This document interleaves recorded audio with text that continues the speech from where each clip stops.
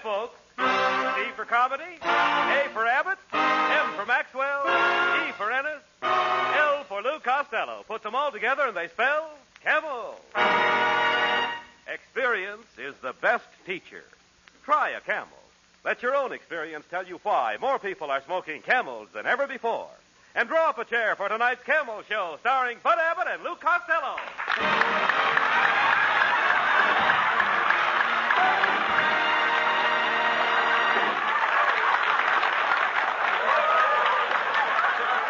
Hey, Costello.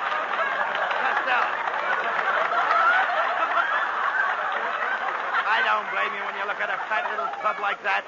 Come here. Come over here. You're late again. Where have you been? Hey, Abbott, I just come from the contractor that's building my new house. It's going to be a house with 7 Grables. You mean 7 Gables? Nope, 7 Grables. When I build a house, I want it well built. You dummy, wasting your time with a contractor when you've only got 48 hours to get rid of that money that you won last week before income tax time was due. I'm trying to get rid of the money, Abbott. Well. Yesterday, I bought a 1923 Maxwell for $75. But with it, I had to take $400 worth of accessories. $400 worth of accessories? Yes, I had to buy 2 horses to pull it. Oh, you idiot. $400. You've got $38,000 to get rid of. And you've got to get rid of it and make sure that you don't get it back. Okay. I'll get rid of it so it'll never come back. How? I'll lend it to Europe.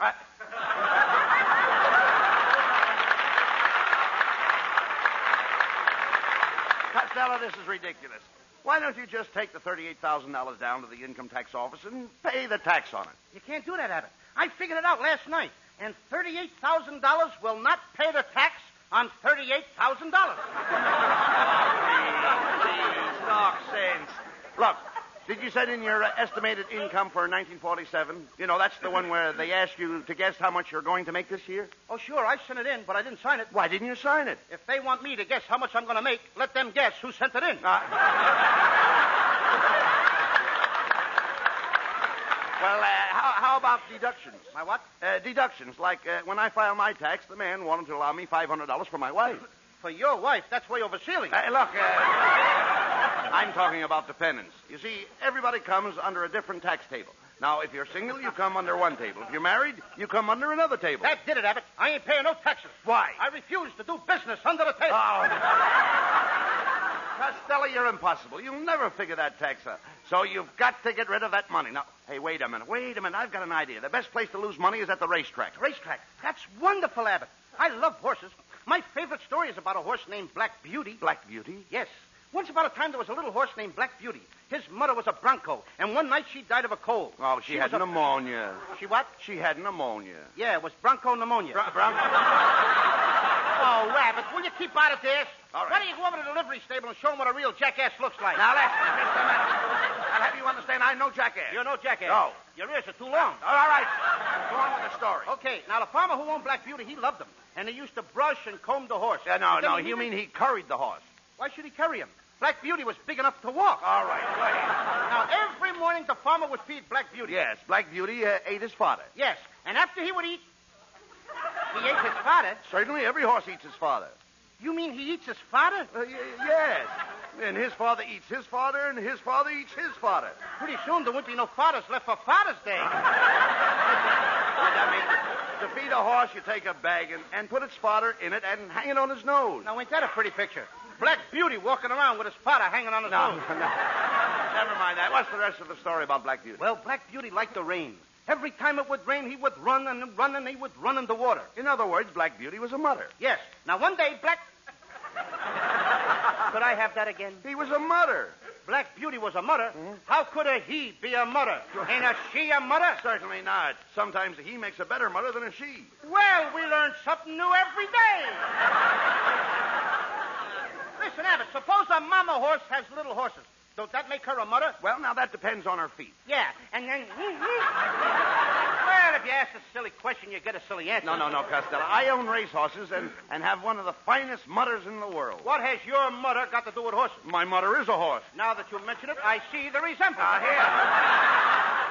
Come on. Now, one day, everybody on the farm was very, very sad. The farmer was sad. All the little horses were sad, too. They were so Wait, sad just a because second, Lou. Wait after a the minute. horses Don't break were me down. sad, Why was everybody so sad? Black Beauty was limping around. Oh, it's too bad. There was something wrong with his front legs. Mhm. The farmer took Black No. Beauty to He find had out... something wrong with his forelegs. Yes. And then after... Would you mind running that past me again, please? I said he was having trouble with his forelegs. I just told you he limped on his 2 front legs. Well, Costello, a horse's forelegs are in front. His 4 legs are in front. Yes. What are those things in the back? Crutches? You don't understand. A horse has forelegs in front and hind legs in back. 4 legs in front and hind legs in back. Right. What are we talking about, a horse or a centipede? Listen, please. I'm trying to tell you that a horse has 4 legs in front. Oh, Abbott, you're sure his 4 legs are in front? Certainly. Okay, then tell me this. What keeps his tail up? His hind legs. Look, when I say that the horse has 4 legs in front, I don't mean that his 4 legs are in front. I mean his 4 legs are in front. A horse has 4 legs. But all 4 of them are not 4 legs. Oh, when you say that a horse has 4 legs in front, you don't mean that his 4 legs are in front. You mean that his 4 legs are in front. A horse has 4 legs, but all of them are not 4 legs. Now you've got it. Now I've got it. I don't even know what I'm talking about.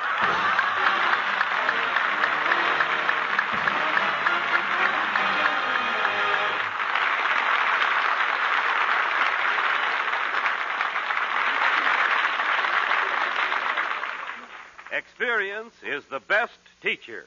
A young man and his girl at a dance. Let's sit out this dance. I'd like to smoke.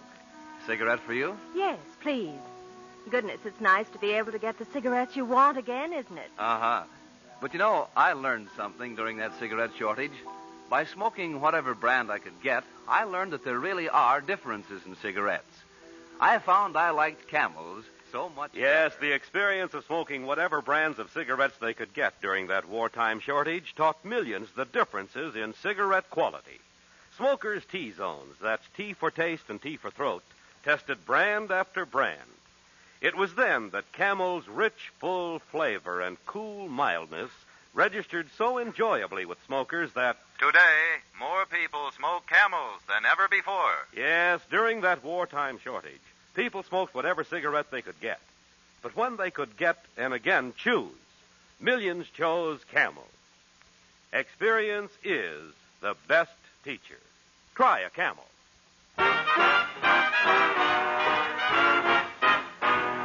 Now, while you enjoy a Camel, Skinny Anna sings Linda. When I go to sleep, I never count sheep. I count all the charms about Linda. And lately it seems, in all of my dreams, I walk with my arms about Linda. But what good does it do me? For Linda doesn't know I exist. Can't help feeling gloomy. Think of all the loving I've missed. We pass on the street, the heart skips a beat. I say to myself, hello, Linda. If only she'd smile, I'd stop her a while, and then I would get to know Linda. But miracles still happen, and when my lucky star begins to shine, with one lucky break, I'll make Linda mine.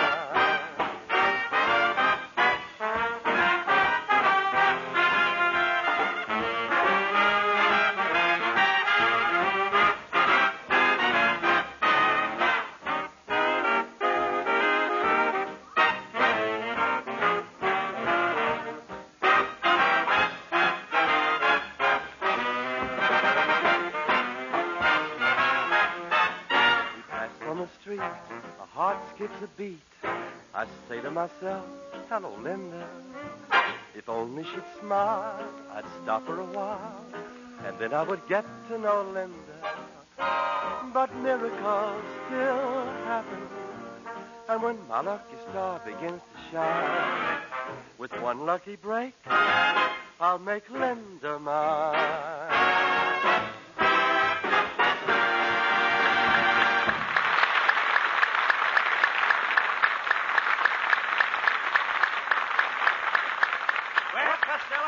Here's the racetrack. Now, Saturday night is the deadline for income tax, and you've got to lose that money. Now, I'll tell you how to bet because you don't know a horse from the side of a barn. That I know. I do, too. Test me. All right. Look over there. What is that? A horse or the side of a barn? Abbott, this time you're right. See, you know absolutely nothing about horses. You don't study form. You don't know track conditions. And with no information whatever, do you know what can happen to you, Lou? Yes, I can win. You can Costello. To lose, you've got to play Longshot. Now, I've got a horse that goes off at 20 to 1. Well, let's hurry, Abbott. It's 12:30 now. Oh, there's no hurry. No hurry. No hurry. He doesn't go off till 3 o'clock. I thought you said he was going off at 20 to 1. He is. He goes off at 20 to 1 at 3 o'clock. How can he go off at 20 to 1 if he goes off at 3 o'clock? Listen, no matter what time he goes off, it'll still be 20 to 1. It'll still be 20 to 1 at 3 o'clock? That's right. Abbott, let me smell your hair. What do you mean? Go ahead. Uh-huh. No smell, just as I thought. You've been drinking the hair tonic again. Now, you cut that out, Costello. We've got to lose that money. Now, the smart thing to do is buy a dope sheet. You can get smart from buying a dope sheet? Certainly, if you have the dope, you're smart. Is that clear? Oh, sure. The horse goes off at 20 to 1 at 3 o'clock. Never mind that. Hey, I think that fellow over there is selling tip sheets. Let's ask him. Say, mister. Yes? Do you sell tips on horses? As Dr. Livingston said to Stanley, you came to the right place. I've got Joe's tip sheet, Henry's tips, Eddie's tips, and asparagus tips. Asparagus tips? That's for green horse players. Well, we'll take Joe's tip sheet. Is it any good? As the Queen of Sheba said to Solomon, it's wonderful. Look, mister, forget that. We want a tip sheet that picks losers. Losers? Well, if you want to lose, I've got a horse that goes off at 20 to 1. At 3 o'clock? No, 4:30. Look, mister. Cut it out! Look, mister, as Dr. Jekyll said to Mr. Hyde, take a powder. All right. Quiet, Costello. Mister, give us a copy of Joe's tip sheet. Fine, there you are. And as young Dr. Malone said to Ma Perkins, that will be $5. Okay. Now I'll be able to pick the horses. Oh, you mean you want to use Joe's tip sheet to pick the horses? Well, in that case, you'll need a copy of Henry's tip sheet. You see, that explains what Joe's tip sheet is all about. How much is that? $10. Okay, I'll take it. Let's go, Abbott. Just a minute, Fatty. Can you read the code in Henry's tip sheet? Oh, sure. I can read... What code? Well, then you'll need Don's tip sheet, which explains the code on Henry's tip sheet, which picks the horses in Joe's tip sheet. That'll be $25. Oh, come on, Costello. We've got to make some bets and lose that money. Nothing doing, Abbott. I can lose all my money right here. Here's $25. Thank you. And as Mrs. Chips said to Mr. Chips, goodbye. Goodbye. Hey, Abbott. Right. I don't need this guy's tip sheets. I got something right special from the feed box. What is it? Oats. And they're delicious. Now, look, Costello. Hey, they're skinny Ennis. Maybe he can give us a loser. Hiya, fellas. Hey, what time is it? 3 o'clock. Good. I got a horse that goes off at 20 to 1. How can a horse go off at 20 to 1 at 3 o'clock? Now, just a minute. I'm the straight man. Skinny, Costello's got a lot of money to lose. Do you know any slow horses? Why, sure. Play Ashcan in the third. Now, wait a minute. Are you sure Ashcan is a slow horse? Is he a slow horse? Boys, if Paul Revere had ridden Ashcan, you'd be doing your baseball routine about cricket. About cricket? I wonder how it would sound. Whom is on first? Come on, Costello. Let's call for the first race. Let's get a bet down. I'm going to play Whirlpool. Here, mister, 500 on Whirlpool to win. They're off. Hey, you got the bet down just in time, Costello. They're off. I hope Whirlpool doesn't win. Abbott, the only way that horse could win is if he had an outboard motor attached to him.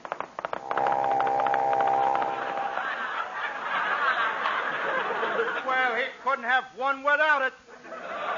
You idiot. Now you've got more money than ever to get rid of. Hey, look. Look at that lady's program and see what she's marking. Maybe she'll pick a loser. Pardon me, madam. Could you sort of let me... Well, if it isn't Mr. Abbott and Mr. Costello. Oh, hello. You fought, little mon, you. What are you doing here at the Racetrack? Racetrack? Oh, Abbott, you know what a Racetrack is. That's where they ruin the hooses and the rooses. I love to come to the truck and place my wagers with the bookmookers. What a co-inky-dinky. I come here to drink Coca-Cola and eat Frankfurter and try to pick a wiener.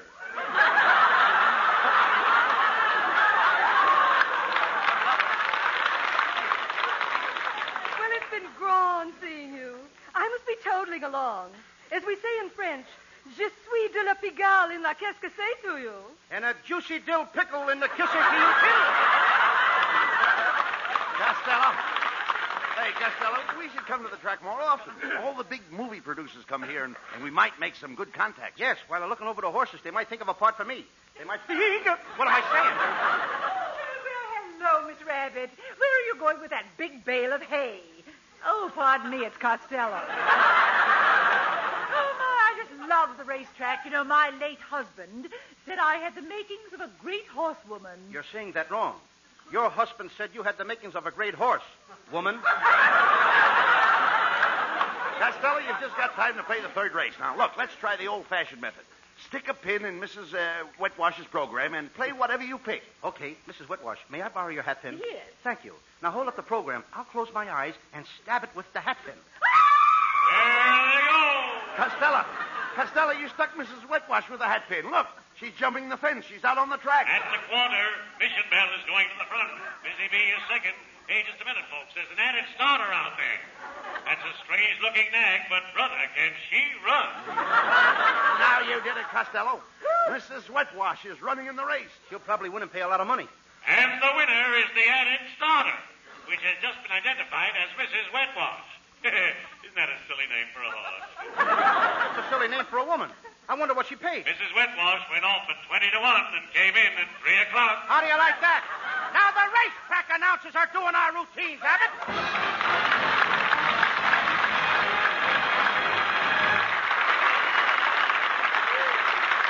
Camel presents lovely Marilyn Maxwell from Metro-Goldwyn-Mayer, producers of The Beginning or the End.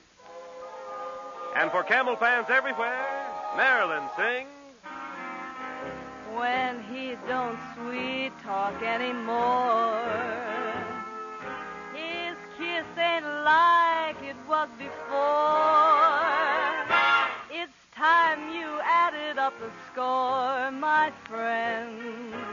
That's the beginning of the end. He keeps you waiting for days, makes no excuse for being late. Wake up and recognize your fate, my friend. That's the beginning of the end. What he's doing to you, he did to me. But I wasn't lost, so how could I see?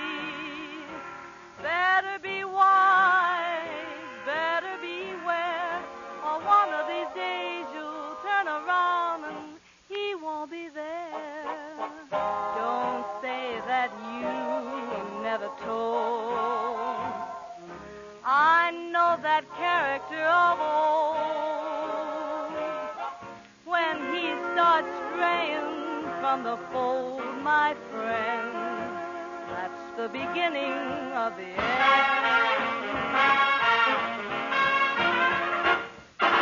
One of these days he'll turn around and he won't be there. Take it from me, I know that character of old. When he starts straying from the fold, my friend, that's the beginning of the end.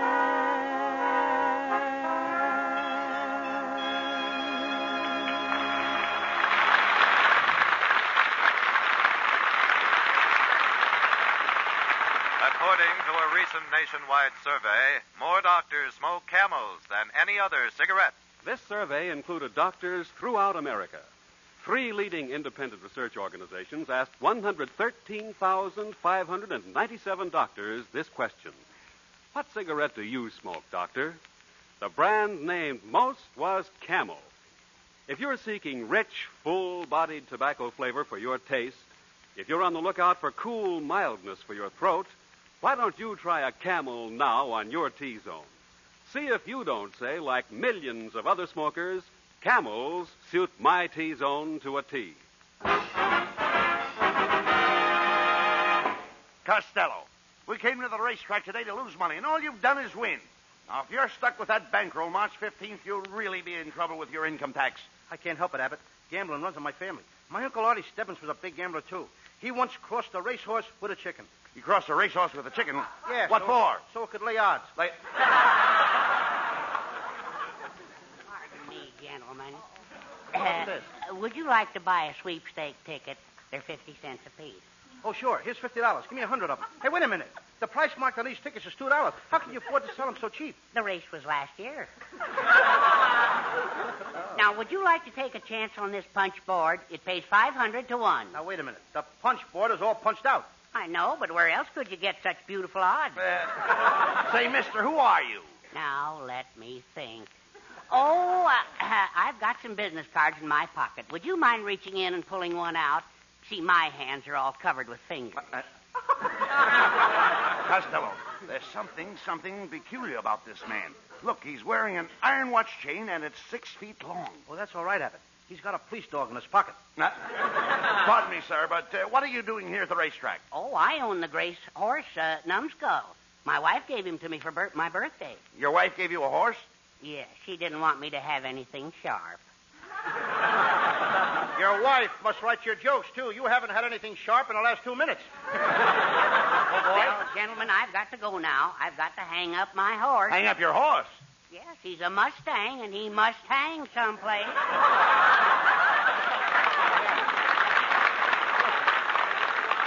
Abbott, they ought to send that guy to the United Nations conference. As a delegate? No, it's a problem. Oh. Come on, Costello. Let's take a look at this horse, Numbskull. He may be just the horse to lose your money on. Oh, Louis Costello. Costello, here's Marilyn Maxwell. My, but you look pretty, Marilyn. That's a lovely dress you're wearing. Oh, it's just something I threw on. You must have flown a curve. You smell good, too. Oh, that's my new Racetrack perfume. Chanel, number 8 to 5. Gee, Louis, didn't we have fun in the movies last night? Yeah. I thought Ray Milland was wonderful in that picture, California. Mm-hmm. But I think you have a much better-looking map. Than Ray Milland? No, than California. Hey, look, Costello. There's that daffy guy's horse, Numbskull.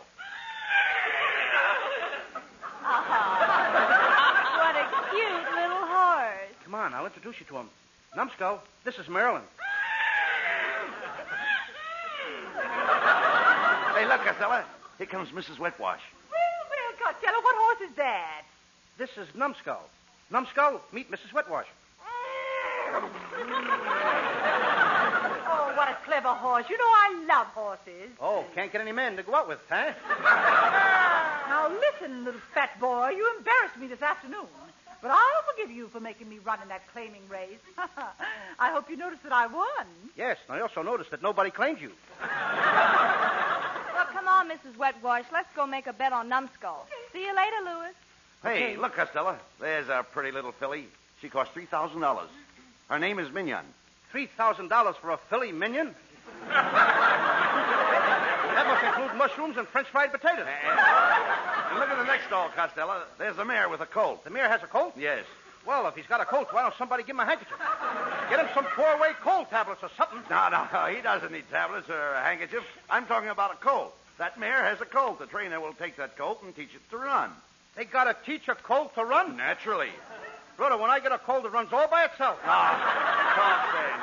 Look. Hey, look, Lou. Here comes the groom with the horse's bridle. He's getting ready to lead her away by the halter. Abbott, stop the wedding. Stop the wedding?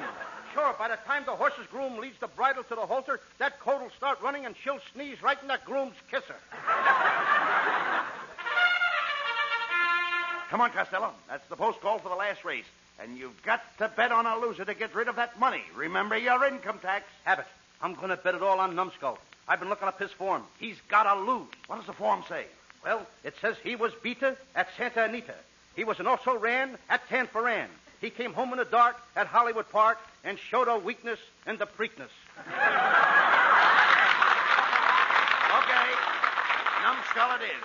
Let's get the bet down.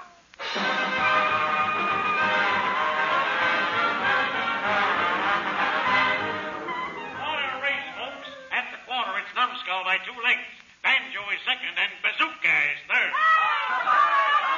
Oh, no! Oh, no! They're coming into the stretch. Numbskull is in front by 3 lengths. Oh, no! Oh, no! Oh, yes. Oh, yes. And the winner is Gertie's Corset. Did you hear that, Costello? The winner was Gertie's Corset. That was a tight squeeze. Well, we did it, Abbott. The money's all gone. I don't have to worry about no income tax. Attention, everybody. Hold all tickets. There's been a disqualification. Gertie's Corset got rough in the stretch and broke in front of Numbskull. How do you like that? They busted Gertie's corset. And here is the judge's decision. The officials are putting up Numbskull's number and taking down Gertie's Corset. You hear that, Costello? Numbskull's number is up. So is mine. Alcatraz, here I come. Come on, Abbott.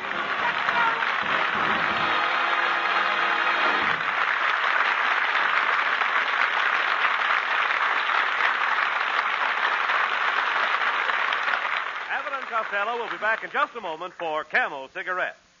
During the war, the makers of Camel cigarettes sent a total of more than 150 million free Camels to our fighting men overseas. Now, free Camels are sent to servicemen's hospitals instead.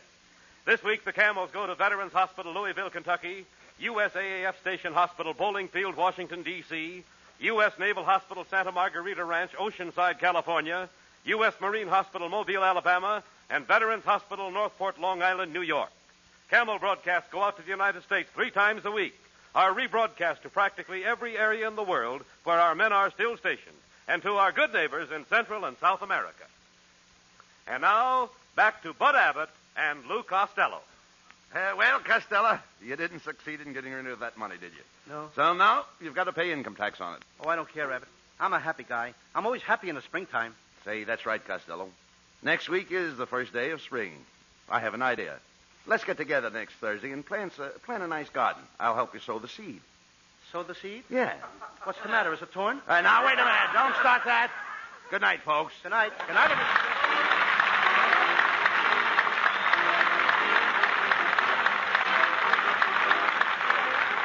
Listen to Abbott and Costello next Thursday when Costello plants a spring garden.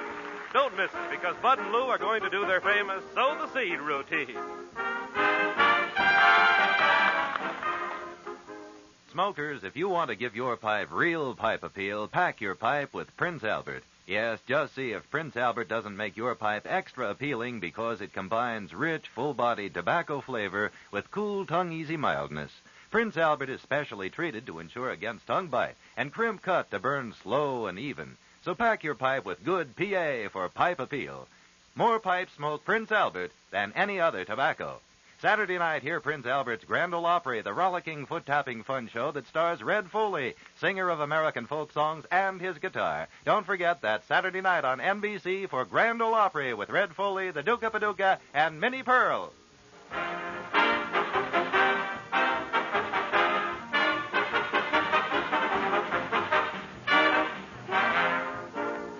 Be sure to tune in next week for another great Abbott and Costello show brought to you by Camel Cigarettes.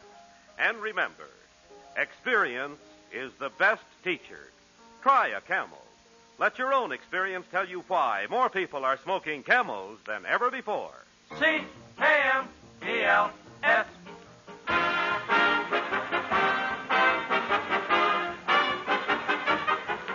Abbott and Costello will soon be seen in the new Universal International picture, Buck Privates Come Home.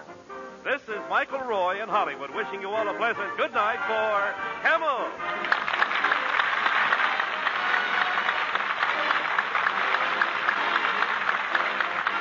Stay tuned now for the Eddie Cantor Show. This is NBC, the National Broadcasting Company.